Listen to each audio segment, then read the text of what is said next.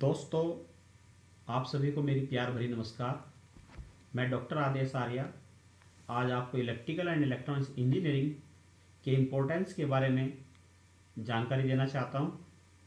लेकिन video start करने से पहले मैं अपने बारे में बताना चाहूँगा कि मैंने एनआईटी कुरुक्षेत्र से इलेक्ट्रिकल इंजीनियरिंग में पीएचडी किया है और लगभग 18 सालों से इलेक्ट्रिकल इंजीनियरिंग डिपार्टमेंट में टीचिंग कर रहा हूँ और वर्तमान में college of engineering Roorkee Uttarakhand के department of electrical and electronics engineering में हेड ऑफ डिपार्टमेंट हूँ। दोस्तों, आज हमारे देश के अधिकतर स्टूडेंट 12th पास करने के बाद कंप्यूटर साइंस इंजीनियरिंग में अपना करियर बनाना चाहते हैं, जो बहुत अच्छी बात है। लेकिन आप सभी जानते होंगे कि किसी भी देश की इकोनॉमी प्रोडक्ट मैन्युफैक्चरिंग के ऊपर डिपेंड करती है। इसलिए आज के टाइम में चाइना वर्ल्ड में आगे बढ़ रहा है। इसीलिए अब भारत सरकार ने भी डिसीजन लिया है कि भारत की इकोनॉमी को इंक्रीज़ किया जाएगा और वर्ल्ड में भारत को नंबर 1 के स्टेटस पर लाया जाएगा। इसके लिए भारत सरकार ने मैन्युफैक्चरिंग इंडस्ट्रीज़ को बढ़ावा देने के लिए नई नई योजनाओं का प्रारंभ किया है, जिससे आने वाले समय में भारत की इकोनॉमी इंक्रीज़ होगी और उसके साथ साथ electrical engineer, mechanical engineer, civil engineer, electronics engineer की डिमांड बढ़ जाएगी। इसी विजन के साथ एआईसीटी न्यू दिल्ली ने डिसीजन लिया है कि इंडस्ट्री की रिक्वायरमेंट के अकॉर्डिंग इंजीनियरिंग के सिलेबस में बदलाव किया जाएगा और नेशनल एजुकेशन पॉलिसी 2020 को इम्प्लीमेंट किया जाएगा। और इसी के मद्देनज़र देश की सभी यूनिवर्सिटीज़ ने एआईसीटी के विजन को इम्प्लीमेंट किया और अपने सिलेबस में बदलाव किया है। बीइंग एन इलेक्ट्रिकल इंजीनियर, मैं आपको बताना चाहता हूं कि आज इंडस्ट्रीज़ को एडवांस सब्जेक्ट्स जैसे artificial intelligence, machine learning, deep learning, big data, cyber security, IoT and industry 4.0 की बहुत ज़रूरत है।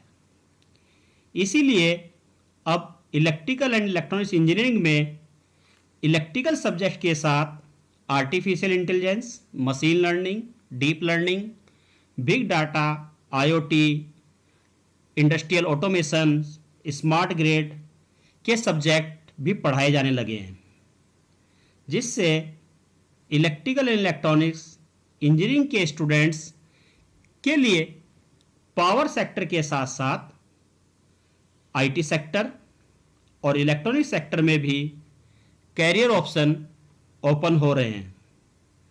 और इलेक्ट्रिकल इंजीनियर्स बीटेक करने के बाद इंजीनियरिंग के किसी भी एरिया में अपना करियर बना सकते हैं। एक एग्जाम्पल आपके साथ शेयर करना चाहता हूँ। एक मेरे कुछ फ्रेंड्स इंडस्ट्री में जॉब कर रहे हैं, उनसे एक बार मेरा डिस्कशन हुआ कि इंडस्ट्री की मेन प्रॉब्लम क्या है। तो उन्होंने मेरे को बताया कि आज के टाइम में किसी भी प्रोजेक्ट को पूरा करने के लिए डिफरेंट डिसिप्लिन के इंजीनियर्स की रिक्वायरमेंट होती है। जैसे एक प्रोजेक्ट को कंप्लीट करना है तो एक इलेक्ट्रिकल इंजीनियर, एक कंप्यूटर इंजीनियर, एक इलेक्ट्रॉनिक्स इंजीनियर और या एक मैकेनिकल इंजीनियर की रिक्वायरमेंट होगी। लेकिन उसी के साथ साथ इंडस्ट्री को कुछ प्रॉब्लम फेस करनी होती हैं। वो प्रॉब्लम क्या है कि पहली प्रॉब्लम तो ये है कि प्रोजेक्ट कंप्लीट होने में डिले हो जाता है। क्यों हो जाता है डिले? क्योंकि जो इंजीनियर्स होते हैं उनकी टाइम मैनेजमेंट प्रॉब्लम, उनके पास कभी कोई इंजीनियर बिजी है तो कभी कोई इंजीनियर बिजी है। दूसरी होती है ट्यूनिंग प्रॉब्लम कि उनकी आपस में ट्यूनिंग कैसी है। तो थर्ड है उनकी सैलरी प्रॉब्लम कि सैलरी 3 इंजीनियर होंगे तो 3 टाइम्स सैलरी देनी होगी, ठीक है। तो इसी प्रॉब्लम को रेक्टिफाई करने के लिए इंडस्ट्री ने डिसीजन लिया है कि हमें एक ऐसे इंजीनियर की रिक्वायरमेंट है जिसमें 3 इंजीनियर्स की क्वालिटी एक साथ हो। वो कंप्यूटर साइंस भी जानता हो, वो इलेक्ट्रिकल इंजीनियरिंग भी जानता हो, वो इलेक्ट्रॉनिक्स इंजीनियरिंग भी जानता हो। ऐसे इंजीनियर्स की हमें रिक्वायरमेंट है।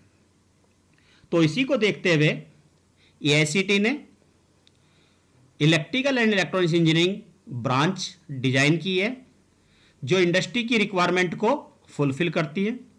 क्योंकि इलेक्ट्रिकल एंड इलेक्ट्रॉनिक्स इंजीनियरिंग में हम स्टूडेंट्स को पावर इलेक्ट्रॉनिक्स सब्जेक्ट के साथ साथ इलेक्ट्रिकल इंजीनियरिंग के सभी सब्जेक्ट्स और कंप्यूटर इंजीनियरिंग के special subjects like AI, machine learning, deep learning, big data, cyber security, IoT और इलेक्ट्रॉनिक्स के सब्जेक्ट भी हम पढ़ाते हैं। इनकी स्टडी उनको कराते हैं। और आपको एक बार और बताना चाहते हैं कि AI, machine learning, deep learning का मेन एप्लीकेशन आपके पावर सिस्टम में, पावर इलेक्ट्रॉनिक्स में, कंट्रोल सिस्टम में यूज हो रहा है। तो इसी के अकॉर्डिंग आज हम जो इलेक्ट्रिकल इलेक्ट्रॉनिक्स इंजीनियर है वो हमारी इंडस्ट्री के अकॉर्डिंग, हमारी इंडस्ट्री के नॉर्म्स के अकॉर्डिंग तैयार हो रहा है।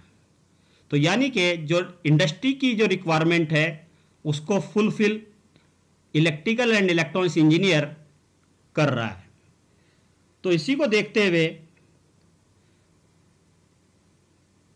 तो electrical and electronics engineering industry की इस रिक्वायरमेंट को पूरा करने में सक्षम है। क्योंकि जो इंडस्ट्री की रिक्वायरमेंट है वो सारी चीज़ें एक ही इलेक्ट्रिकल एंड इलेक्ट्रॉनिक्स इंजीनियरिंग में क्रिएट की जा रही है।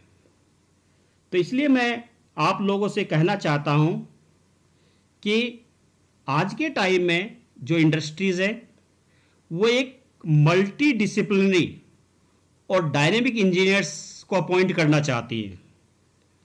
तो अगर आपको अपना करियर ब्राइट करियर करना है और आप लाइफ में सक्सेस होना चाहते हैं तो आप इलेक्ट्रिकल एंड इलेक्ट्रॉनिक्स इंजीनियरिंग में BTech करें और अपना करियर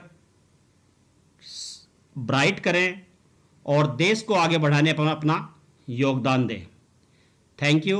अगर आपको मेरी ये वीडियो पसंद आई हो तो लाइक और सब्सक्राइब कीजिए जिससे मुझे मोटिवेशन मिले और मैं इलेक्ट्रिकल इंजीनियरिंग से रिलेटेड और भी वीडियो आपके लिए बना सकूं। Thank you.